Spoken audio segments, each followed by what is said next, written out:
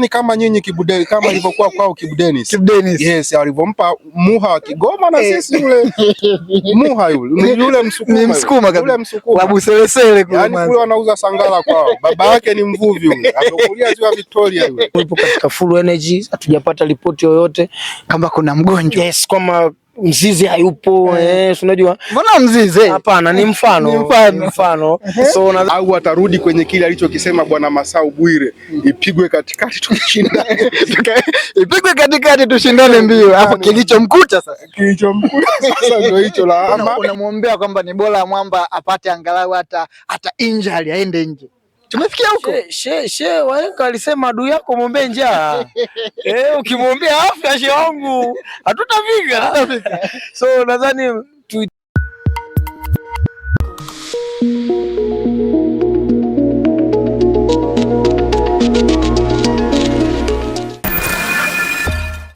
Mambo vipi mtazamaji wa Katavi Media? Ni siku nyingine tena tulivu huku Wakristo na Waislamu wakiwa kwenye mwezi mtukufu. Bana, mambo vipi? Safi kiongozi. Mambo vipi kijana? Ni kwema. Tabasamu naonekana nyororo, na hii ni kuelekea dabi. Kila mmoja hatanadi kwa namna yeye mwenyewe ambavyo anaitizama timu yake. Bana, upande huu nipo na mtu wa Simba na upande huu niko pia na mtu wa Yanga. Huyu ni mtu wa Simba lakini pia ni mmoja wa wachambuzi nguli kabisa. Anapoenda kuelezea jambo huwa analielezea jambo lilivyo. Na huyu bana ni mshabiki wa Yanga, yani apepesi macho. Kama bana mimi sio mchambuzi, mimi ni shabiki wa Yanga. Na leo anaenda kutuletea utondoti uliotukuka kuelekea mechi ya kesho. Naizungumzia dabi ya Kariakoo ambao kwa mara ya kwanza inaenda kufanyikia kule visiwani Zanzibar, visiwa vya Karafuu. Kwa faida ya mtazamaji wa Katavi Media, unaweza ukajitambulisha? Naitwa Nixon Moses, ni mchambuzi wa michezo ya katika hapa mkoani Katavi na ni moja kati pia wa mashabiki kindaki wa Simba Sports. Bana, huyu ni mchambuzi na ni shabiki kindaki wa Simba Sport Club. Bana, mambo vipi? Safi kabisa ndugu yangu. Naitwa Medad Paulo, ni shabiki wa Yanga lakini ni mdau na mpenzi wa michezo kwa ujumla. Wewe sio mchambuzi? Mimi sio mchambuzi. Wewe ni shabiki? Mimi ni shabiki na mpenzi wa soka. Kuna shabiki na mpenzi wa soka. Mimi ni mpenzi wa soka kindaki. Kwa hiyo kuna muda ambapo unapaswa kuelezea soka, unalielezea soka the way lilivyo. Kabisa. Tunaona balala juzi la Sospita Bajana JKT na Yanga. Tena Bajana? Yes. Leo bana tunaongelea dabi lakini umeleta issue za Sospita Bajana. Kwa sababu nimekuonesha kwamba napenda mpira mzuri, kazi aliyoifanya uliiona. Wakina Mudathiri, wakina Duke Abuya ilibidi wabadilishane pale ili kumkabili. Tuendelee. Huyo. Yeah. Bana, nianze na upande wa Simba. Kuelekea dabi hiyo kesho, ni namna gani ambavyo unaiona Simba ikienda moja kwa moja kumkabiri Young Africa ambaye amekuwa kikwazo kwenu mara 6 mfululizo ameweza kuwatoboa? Kwanza sio kikwazo. Nasema ni kikwazo kwetu, hapana. Bali ni furaha kwenu. Sio furaha. Kumbe kikwazo hicho, tuendelee. Hapana, ni changamoto za kimashindano. Maana ukisema kikwazo ni kitu ambacho unaona always kinakuwa ndio disturbance. So Young Africans sio disturbance. Sasa kama ndo anawakwamisha msiende kuchukua kile, unakumbuka mwaka jana mechi ya mwisho ndio iliamua. Sasa hicho sio kikwazo? Hapana, kile sio kikwazo. Ni matokeo ya mpira. Matokeo ya mpira na sio kikwazo tu, lakini sio kikwazo. Okay, tuendelee. Na najua this time around nadhani Simba wamekuja na energy nyingine ya tofauti ambayo nadhani tangu dirisha dogo limefunguliwa, sajili zilizofanya kidogo, kuna mambo ambayo pia tunaweza tukaingiza kama one among the biggest addition katika kikosi ndani ya msimu huu. Na hata Simba nadhani addition hizi zingefanyika tunapoelekea kuanza ligi, almost hata 1 month 2 months kuelekea pengine tumemaliza ligi ndio tunaenda kufungua ligi nyingine. Nadhani hii rotation ya kikosi hiki ambacho tunacho baada ya dirisha hili dogo la usajili pengine kingekuwa kuna momentum fulani, lakini so far so good. Timu iko vizuri, timu inaendelea na rotation ambapo pale mwalimu anapoona maybe kuna kitu anatakiwa kukiongeza katika maandalizi. Sina shaka timu ipo katika full energy, hatujapata ripoti yoyote kama kuna mgonjwa. Yes, kama Mzizi hayupo unajua. Mbona Mzizi? Hapana, ni mfano.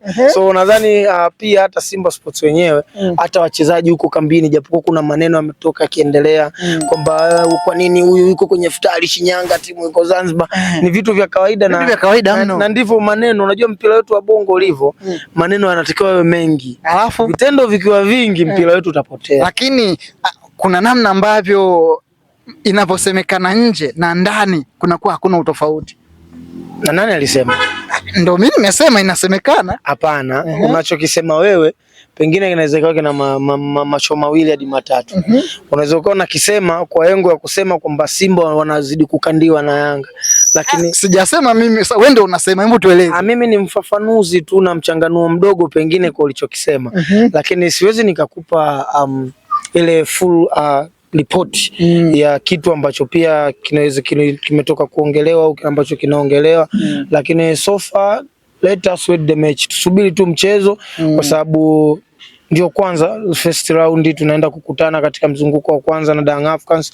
So far hata wenyewe wanajua mechi ambayo wanaenda kuikabili siku ya kesho ni mechi ngumu, mpaka wakaamua kurusha game ifanyike Zanzibar si uwanja wao rasmi wa mashindano. Lakini si uwanja wa Taifa ambao mara nyingi umekuwa ukitumika kwa dabi, utakuwa na shughuli siku hiyo ya tarehe 1. Shughuli gani? Si nanilia hapa masuala watu wana mashindano fulani hivi ya kidini. Kwani walishindwa kuleta JKT Tanzania? Mashindano yaende uwanja wa JKT. Walete pale Meja Jenerali Samuel. Sasa si unaangalia na namna ambavyo mashabiki wanapojitokeza kwa wingi. Kwa hiyo nataka pale getini ziwekwe screen zingine za nje. Kwamba umtoe mshabiki wa Simba Mtwara avuke maji Zanzibar. Kuna naye toka Mbeya hapo. Na mbona watu wanatoka nje ya nchi kabisa huko? Watu wanapanda ndege wanakuja. Angalia na uchumi wa taifa fulani, au sio? Sisi tu mzunguko tu unakuta vita vijaja na ni 3,000. Okay bana, unajua sababu ya mwalimu? Bro niambie wewe. Okay, endelee bana. Kwa upande wa Yanga, kwa namna ambavyo unakitazama kikosi chenu kuelekea mchezo huu hapo wa kesho, unakitazama vipi? Cha kwanza napoizungumzia Yanga kwa sasa, kikwazo kikubwa kwa timu pinzani ni kocha Pedro Goncalves. Tangu amekuja bwana Pedro Goncalves, transition ya Yanga imekuwa ni timu ambayo haitabiriki mechi hadi mechi. Kaitazame kuanzia mechi za klabu bingwa ambazo ameongoza bwana Pedro Goncalves mpaka mechi za ligi kuu. Kila mechi amekuwa na approach tofauti, ndio maana hata tunaelekea game ya kesho bado mpaka wakati huu ni ngumu kutabiri bwana Pedro Goncalves atakuja na mfumo gani, aidha atakwenda kupossess au atarudi kwenye kile alichokisema bwana Masau Bwire, ipigwe katikati tushindane. Ipigwe katikati tushindane mbio. Hapo kilichomkuta sasa ndio hicho laama mpaka leo. Lakini pia kitu kingine ukikitazama kikosi cha Yanga, kikosi cha Yanga kina machaguo. Tofauti na timu ya Simba, Yanga ni timu ambayo imekaa muda mrefu. Maingizo dirisha dogo amekuwa ni matatu kama sikosei. Ameingia Aurelio Depu, ameingia Alan Okello Starboy, ameingia Buba. Umenielewa? Na sajili zote mpaka sasa hivi zimedeliver. Damaro. Yes, ameingia Damaro. Na sajili zote zimedeliver. Ukiangalia Buba hajacheza mechi nyingi, lakini mechi iliyoisha ametoa assist kwenye goli la Prince Dube kama sijakosea. Mechi ya kombe la FA alideliver magoli 2. Piga bao 2 mpaka tukatabiri kwamba sasa ujamaa mbona anakuja kuua watu. Uwezi ukatabiri anakuja kuua watu, ni mapema sana. Ukiangalia tension ya ule mchezo wa Cosmopolitan na mechi za ligi kuu ni mbili tofauti. Ndio maana ukimtazama Alan Okello wakati yupo Uganda alikuwa anaonekana ni kama Messi wa Uganda, lakini amekuja Tanzania bado ana struggle kuadapt mazingira ya ligi ya Bongo kwa sababu ligi yetu ni ngumu. Na ndio maana tunaenda kwenye mchezo wa kesho, ukitazama kikosi cha Yanga utagundua watu hatari kesho ni watu wote ambao wana asili ya kutumia nguvu. Njoo kwenye kiungo pale katikati, kila mtu anatamani, kama ukiuliza wana Simba wanaweza akakwambia anatamani kesho mtu kama General Duke Abuya asiamke salama. Njoo kwa Damaro ili ujue kwamba mechi ya kesho Yanga na machaguo. Iliwalazimu waanzishe propaganda nje kwamba sio Mtanzania bana wewe, kwamba uraia wake una mashaka una janja ili kuona namna gani anaweza kupunguza makali kuelekea mechi ya kesho. Na ni kwa sababu hii ni dabi. Na kwani yule ni Mtanzania wa mkoa gani? Yule kabila gani? Yule Msukuma wa Mwanza yule. Msukuma wa Mwanza. Yaani kama nyinyi Kibude, kama ilivyokuwa kwao Kibudenis. Kibudenis. Yes, alivyompa Muha wa Kigoma na sisi yule Muha yule Msukuma. Ni Msukuma kabisa. Yule Msukuma. Wa Buselesele kule. Yaani kule wanauza sangala kwao. Baba yake ni mvuvi yule. Amekulia ziwa Victoria yule. Wewe mambo ni moto. Bana, pale Yanga kuna mchezaji mmoja ambaye kila mechi anayoanza, yani anayocheza lazima ascore. Kwa maana hiyo kuna namna ambavyo wengi wanaongea kwamba game inaenda kuanza na bao moja. Bana, namna pekee ya kumkaba mchezaji yule ni ipi kwa wewe? Najua ni unamzungumzia Depu. Asa nani mwingine? Wengi wamempa majina mengi, Kylian Mbappe wa Bongo. Fantastic player, amazing. Ni mchezaji mzuri, anakupa numbers, lakini pia anakupa energy kubwa kwenye timu, temper, ana momentum fulani ambao as a player kwa position anayocheza tunasema kiungo anaweza kawa nakupa kitu fulani, lakini yeye kama standing striker na ikumbukwe si mchezaji ambaye anasimama kama namba 9 ile ambayo tumeizoea. Yes, soka la kisasa kidogo limekuwa advanced. Kuna aina tofauti ya namba 9 kama ile pale. Kuna forcing namba 9, kuna standing striker, kuna advanced striker, kuna goal poacher. Wote hawa ni aina za namba 9 ambao wanaweza. Ungekuwa unajaribu sasa kutuelezea goal poacher, yes, ni striker wa namna gani? Standing striker ni striker wa namna gani? Na je, kwa yule ambaye tunamzungumzia amesimama wapi katika hizo nafasi au hizo types za ma striker? Depu kwa sasa kwa mimi ninavyomtazamia ni advanced striker. Ni namba 9 ya kisasa ambaye kwanza akupi position balance, yani akupi ule mwafaka wa kumkuta kwenye nafasi muda wote. Hapana, anakupa rotation nyingi kwenye eneo la juu, eneo la midfield is the same way. Naweza nikakupa mfano leo hii tunamuona Harry Kane. Unaona Harry Kane kwa sasa anavyocheza, utamkuta eneo zaidi kubwa la midfield, anawaachia wenzie position eneo la juu. That is advanced striker. Sio akupi tu numbers za magoli, hapana, lakini pia mchango mzima kwenye timu, as kubalance timu as a midfield, low blocks za chini kuja kufanya defensive coverage. So na Depu tumemwona hivyo akifanya hivyo pia kwenye mechi zidi ya Al Ahly. Unamwofia? Hapana, simofi, lakini pia yuko under a good security. Yuko chini ya ulinzi mzuri sana. Tunala kapitano Lucien Derek. Nadhani lakini yupo kwa mkopo bana. Sio shida. Sio shida zenu. Shida ni makava brasha. Yanasemaje? Kwa hiyo msishangae tu at the end of the season mimi kumuona hata akiwa top scorer Depu simtashangaa. Cause kwanza mchezaji mzuri atumwangalie kwenye mechi nyingi. Kama alivyosema ndugu yangu hapo Abuba, ni mchezaji mzuri lakini as time tumpe kwanza nafasi zaidi kuprove, lakini Depu tayari kapewa chance ya kwanza, chance ya pili, ya tatu. Okay, good addition, mtu mpe zaidi stand kwenye namba. Leo unamuona mtu kama Dube, yeye anakuja kukupa namba ambazo ni tofauti na namba 9 ambaye angekupa. Yani kwa namba 9 kama yeye ni mara chache sana kukupa vitu kama vile, lakini kutokana na possibility, position coverage yake, footwork, speed, ana uwezo wa kukupa zaidi na zaidi. That's why unaona walichomkufanyia JKT mechi ya mwisho, naweza nikasema kwa ni ukatili, hasa psychological minded. Yani psychological damage ile unaweza ukasema iliwakuta kwenye wakati mgumu sana. Kwanza wamepewa Dube, wamepewa na Depu. Unaona sasa huyu akiingia anafanya hivi, huyu anaingia anafanya hivi. Yani rotation zimekuwa nyingi. That's why mwenzangu alivyosema mastermind sasa hizi.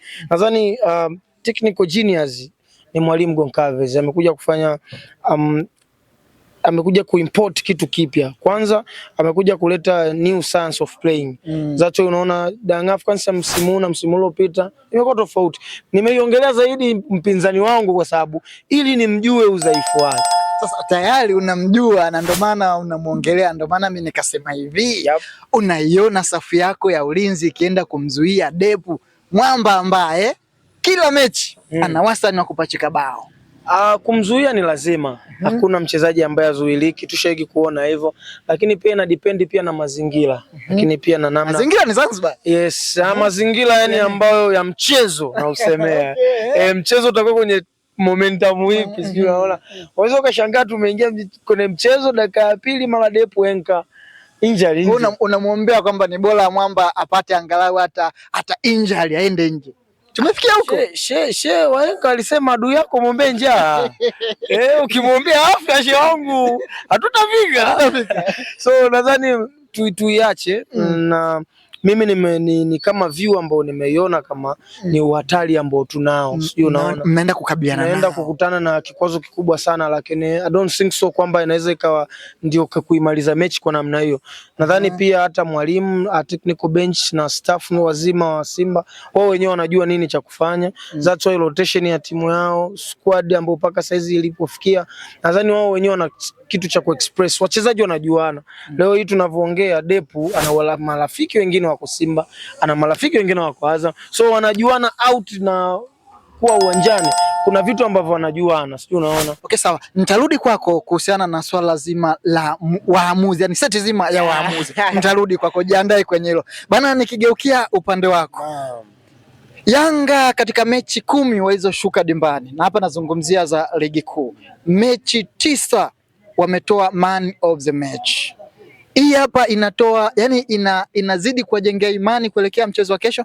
Na ni kuongezea hapo kitu ndugu mtangazaji, sio tu wametoa man of the match. Karibuni takriban katika mechi 9 hizo man of the match wamekuwa ni wachezaji tofauti. Kuna mechi alikuwepo Mohamed Zimbwe, kuna mechi katoka Dube, kuna mechi katoka sijui Juke Abuya. Tafsiri yake inakuwa wawili tu ndio wametoka mara mbili hapa. Namzungumzia Dube pamoja na nadhani na Mudasi kama sio Nzengeri. Hii inakupa picha kwamba Yanga ni aina ya timu ambayo yeyote katika kikosi kile anaweza akafanya lolote. Ndiyo maana hata ukirejea mchezo uliokwisha, Yanga amefunga bao 5 na zimefungwa na wachezaji 5 tofauti. Bao 5 na zimefungwa na wachezaji 5 tofauti kutoka nafasi tofauti za uwanja. Mpaka beki. Kafunga na uhakika. Hata ukimchukua Abubakari Komeni ukamtia kwenye namba ya Depu, kama alivyosema mwana Simba anatamani Depu aumie enka, na kuhakikishia Depu akiumia enka, ukimchukua Msheri ukaweka pale, shehe mbili wanakufa. Kwamba Depu okay sawa, Depu tunamweka nje, Msheri wewe si golikipa, wewe leo tunakusimamisha namba 9. Watachagua wewe sasa kama kukuita namba 9 namna gani? Afu mwisho wa siku uliona pasi za Dube, uliona ile mikimbio ya Dube. Yaani mtangazaji, hata wewe pale unafunga kushoto kulia unashangaa tuimo. Wao ndo watuambie kama nilivyokueleza kwamba ukitazama transition ya Yanga tangu amekuja Pedro Goncalves, Yanga imekuwa ni timu ambayo inabadilika, ina approach kulingana na mechi husika. Kwa hiyo ninategemea hata kesho tukashuhudia mabadiliko tofauti, lakini kuna kitu nataka kukisahau ndugu mtangazaji. Mmemzungumzia Depu. Kumbukeni tunaizungumzia Yanga ambayo imetoka kushinda zidi ya Namungo ugenini, imetoka kushinda zidi ya JKT bila Profesa Pacome Theodore. Nataka kuja huko kwamba bao 5 zinapatikana, Profesa hayupo. Haya, kule Zanzibar tunategemea kama atakuwepo. Nini kinaenda kutokea? Ile mechi kama Pacome angekuwepo, ingekuwa inawezekana. Ile mechi kama inawezekana, kama ingewezekana kuchezwa kabla ya saa 1, Pacome angekuwepo, na kuhakikishia kuna muda ungefika Yanga angemwachia Pacome mpira uwanjani, wakatoka kufuturu na wakarudi wakakuta mechi inaendelea. Kwamba Pacome mmoja kati ya vidume 11. Kati ya vidume 11. Yaani wana uwezo wa kumwacha uwanjani, wakatoka wakaenda kufuturu, wakarudi wakakuta mechi inaendelea na kusiwe na madhara yoyote. I see? Ndio. Huyo ni Pacome. Ambayo mechi ya kesho kuna wastani mkubwa sana akahusika. Kuna asilimia nyingi sana akahusika. Yaani swali litakuja ni kwamba ataanza au ataingia akitokea sabu. Lakini kuna kitu kimoja ambacho nina uhakika kinaweza kukaenda kuuliza maswali magumu sana kwa timu ya Simba. Just imagine Utatu Mtakatifu wa kesho ikatokea kulia akaanza Max Nzengeri kama alivyoanza last time kama cheating code, lakini pale katikati akaanza Depu, afu kushoto huku akatokea Pacome, nyuma yake kukaa kuna Dube. Yaani akaanza kama alivyoanza, ni wakaa pale mbele wanabadilishana position. Afu Okelo kwa kesho hata akianzia sabu sioni kama kuna shida. Kwa sababu hata pale katikati bado kuna Damaro, kuna Mudathiri, unatamani kujiuliza nani aanze nani asianze. Na kesho anaweza akaanza hata Shekani na bado ukaona Yanga ina perform, kwa sababu ni timu ambayo imekaa muda mrefu, falsafa zinajulikana. Mechi mnaipa jina la Damaro kama ambavyo imezoeleka kwenye michezo za kimataifa. Na kwa namna ambavyo Damaro anacheza amekuwa ni mvunjaji kweli kweli. Yaani kaja kuchukua ile nafasi ya moja ya viungo nguli waliokuwa wa Simba wanasifika kwamba ni wakata kuni. Damaro hicho kitu anakio. Amuoni kama moja kwa moja mmezidi kumtengenezea pressure na huenda dakika chache tu mtu anaweza kala umeme. Ukitazama tangu Damaro ametua Yanga, nafikiri amefunga goli moja Zanzibar kama sikosei kwenye michuano ya Mapinduzi. Tafsiri yake ni nini? Ni mchezaji ambaye hakusajiliwa kwa ajili ya kwenda kufunga. Ukitazama timu ya Yanga ilikosa mtu ambaye anaweza akakata umeme ili wakina Juke Abuya majukumu yapungue, ili mtu kama Mudathiri majukumu yapungue, ili mtu kama Pacome walau awe na uhuru wa kucheza kule mbele. Kwa hiyo game ya kesho ninaamini kama Simba pia wataingia wamefocus kwa Damaro Kamara kwamba wakamtoe kwenye mchezo, nafikiri wao ndio watakaotoka kwenye mchezo, kwa sababu mimi nakuhakikishia mchezaji ambaye namuona kesho kama atamka vizuri atakuwa hatari zaidi kwangu ni Juke Abuya. Amekuwa ni mchezaji ambaye anashuka chini, anachukua mipira, anapora, anakimbia dakika 90. Kwangu huyu namuona kesho anaweza akaamua tempo ya mchezo kwa timu ya Yanga. Wanachama. Ukimtazama Chama, ukitazama kwa namna alivyocheza game mbili zilizopita, Chama si Chama miaka misimu minne iliyopita. Lakini katika game iliyopita ndo mtu aliyoimbwa sana. Ni kweli ameimbwa sana, lakini alikuwa na madhara gani? Mpaka hadi watu wanasema kwamba Chama kadanganya umri. Chama usikute ule yani ndio kijana miaka 22 23 kwa namna alivyoonyesha. Uzuri mpira ni mchezo wa wazi ndugu mtangazaji. Havifichiki. Tangu amerejea Simba karibuni mechi 3-4 sasa, ana assist ngapi au magoli mangapi? Lakini kwa namna tu ambavyo mchango wake unakuwa, yani achilia mbali assist, achilia mbali magoli kama unavyomzungumzia Juke Abuya. Na unaweza usimuone akiscore, unaweza usimuone akitoa assist, lakini mchango wake unakuwa ni mkubwa pale. Kati ya Chama kwa muda ambao amerejea Simba hivi karibuni na Buba, nani amekuwa na mchango kwenye timu yake? Buba amecheza mechi kama 3-4 ana goli 2 na assist moja. Okay, Chama amecheza karibuni mechi na assist ngapi? Wana Luemba pale. Luemba, yes. Kwangu mimi nakubali limekuwa ni ingizo zuri na naamini kesho anaweza akaenda kuleta ladha ya tofauti, lakini kama nilivyokuambia kitu ambacho kinanipa imani kwa timu ya Yanga kesho, Yanga hawaendi kujaribu mchezaji kwenye dabi. Yanga pressure yao kubwa ya kesho ni labda hapo. Yanga hawaendi kujaribu mchezaji kwenye dabi. Kwa kuna timu ambayo inaenda kujaribu wachezaji. Wewe dirisha dogo hata miezi miwili hawana, wanaenda kucheza dabi, bado unakuwa na matumaini makubwa. Ndio maana yule mzee kabaki. Si ndio akina Depu. Unapomzungumzia Depu ita vizuri lazima uanze Aurelio Anesiso Kylian Mbappe Depu. Lazima umalizie. Aurelio Anesiso Kylian Mbappe Depu. Wabongo namalizia hapa. Lakini swali gumu na nimekutolea mfano kwamba ili uone kwamba Yanga wana machaguo, assume game ya kesho wakaanza na kikosi kile cha nacho zidi ya JKT Tanzania, unawapa Simba Pacome nje. Mimi sipo. Okay, sawa. Au mimi nakupa nafasi. Hebu mpe mpinzani wangu achague kesho nani aanze nani asianze. Bana, unamsikia huyu? Wahenga walisema limfalo mtu chake. Kimpacho mtu mpe chake. Kwamba una uhakika hata kikianza kile kikosi ambacho kilianza zidi ya JKT bado amtoboi. Nani kasema? Ndo nimeuliza baada ya mtoboi? Hapana. Nisifike kwenye prediction ya mpira. Unajua mimi napenda kupredict mpira after kick off. Yaani baada ya kipenga cha kwanza. Hapo ndo mpira sasa utaanza kubalance. Inawezekana ndio na inaweza isiwe pia. Okay, sawa, tuachane na hilo. Tuje kwenye seti ya waamuzi, the way ambavyo ilichaguliwa na chama ambacho kina mamlaka.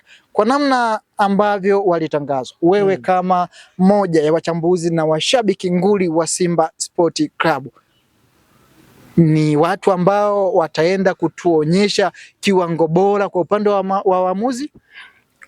Cha kwanza tutegemee ubora zaidi kwenye quality na position walizonazo. Kama mareferees baji zao zifanye kazi zaidi. Na unajua moja kati ya hasara ambayo tunayo kwenye soka letu la Bongo ni moja, upande wa dabi, upande utakaofungwa ni lazima utasema waamuzi wamekosea. Yani hiyo ni moja kati ya makosa ambayo inabidi tukiwa kama mashabiki wapenzi pia mpira tubadilike. Turudi hata kwenye dabi ambayo ilichezeshwa tu na refari wa kigeni. Lakini bado baada ya Simba kupoteza mashabiki tulilalamika. Sio unaona? Sasa ili ujue kwamba hapa kuna unfair. Si kwamba unfair ipo kwa waamuzi. Mashabiki tunakuwa tuko fair. Leo hii akifungwa Simba lazima mashabiki wa Simba watasema hivyo, lakini hapana. Ni kitu ambacho natakiwa nirudi kwanza, watu waangalie keria za nani zao za timu zao, lakini pia hata keria za nafasi walizonazo kama marefali. Kwangu mimi nime appreciate Muchui, official pia nimemuona ni bwana Ramadhan Kayoko. Lakini kumbuka hawa ni wamoja kati ya waamuzi ambao wameshawahi kupita kwenye figisu hizi ambazo tunazisemea. Kayoko ashaingia, Muchui pia, na hawa ukiangalia ndio walishahusika zaidi hata kwenye sakata la kupitisha zaidi Yanga. Yani Yanga ndo anakuwa mtu wa kwanza, yani wanampa zaidi Yanga. Sasa Yanga na Usimba hapa unajua na wale ni watu wana timu zao. Wana timu zao. Sasa uwezo kaanza kusema kwamba na marefa na timu zao. Lakini sasa ndio wapo wana timu zao, hata kocha ana timu yake. Kocha ana timu yake. Si ndio yeye anaikochi? Sasa sio huyo. Hapana. Naweza nikakupa tukio moja, kuna refari fulani sitamtaja jina, yuko England, ni shabiki wa Spurs. Alikuwa anachezesha mechi ya Spurs, lakini Spurs alipokosa penalti yule aliumia. Sijui unaona. Sasa mapenzi yapo, lakini kwanza tutegemee ufanisi wa kazi zao. So wewe kama mshabiki au unaona ni marefa ambao moja kwa moja wataenda kutupa ladha halisi ya dabi? Sisi dabi zetu kwanza za Simba na Yanga kwanza zinakuwa na vitu viwili. Kwanza pressure. Yani watu ili waone dabi kweli imekuwa dabi. Lazima kuwe kuna pressure fulani kwanza nje ya uwanja au ndani ya uwanja. Sio unaona? Kitu cha pili tutegemee kwanza ndani ya pitch kwenyewe kuna kuwa na tension ya kubwa, sio kutoka mashabiki, kwanza uwanjani. Yani utamu wa dabi sio mechi iwe rahisi. Yani unajua dabi sio isiishe 5-1 4-1, hapana. Hiyo sio dabi. Dabi muende 2-2 1-1 3-2. Yani unaona kuna ile mgongano mkubwa, ndio ladha ya dabi ilikuwa hivyo. Lakini kitu kingine ambacho mimi napenda kutoa rai kwa kitakachoenda kutokea kesho, tufike muda tuishie kusema waamuzi. Unajua waamuzi tusiwape sana mizigo. Kuna time watu wanakujaga kuona makosa ya waamuzi hasa baada ya marejeo ya kamera, marejeo ya video, sio?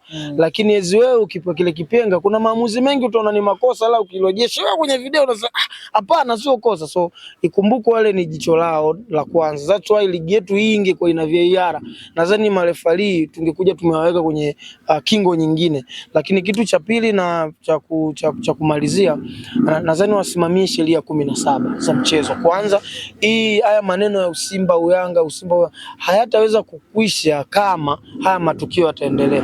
Leo hii mechi ya Namungo na Yanga uliona refari wakamuingiza kwenye baadhi ya matokeo. Sijui unaona Simba na wenyewe mbele ya nani wakaingizwa kwenye matokeo. Sijui unaona. Sasa hilo tena linakuja kuwa ni zengo lingine tofauti mbele ya Prison. Ilikuwa ni zengo lingine tofauti. Sasa ifike muda watu waanze kukalculate pia na numbers za mazingira tulionayo, wakati pia tulionao. Hizi ndio nimekupa mfano. Tungekuwa tuna VAR, nadhani pengine hata ugumu wa matukio angepungua au pengine asingekuepo zaidi. Kwa upande wako refa ni sahihi? Kwangu mimi mpaka jopo la watu wamekaa, wale ni wana sports. Wale ni wana michezo. Mwisho wa siku ni shabiki. Lakini kumbuka pia mimi ni mtu ambaye ni kama kimvuli tu. Nitaongea kwa mapenzi, lakini wale wako behind the scene wao ndo wanaona. Kwanza mustakabali wa kazi yako, management yako kwa ujumla, ufanisi wa kazi yako, tafsiri ya sheria zako, sio unaona, time management. Unajua kuwa referee si tu kwamba unazijua sheria 17, hapana, lakini je, una uwezo pia kuwa na balanceation, equilibrium ya mechi, sio unaona. Hicho ndio kitu ambacho pia inabidi tukae tunakijua, na waamuzi wengi wa Bongo wanakujaga kuharibiwa na kinachoendaga kuharibia ni kubalance mchezo. Kama kuna namna ambayo sema okay, kwa sababu ile imelalamikiwa ni penalty hapo sikuiona, that's why inakuja kukurudisha kwa nini mashabiki wa Simba na Yanga tunampenda sana Alajiga.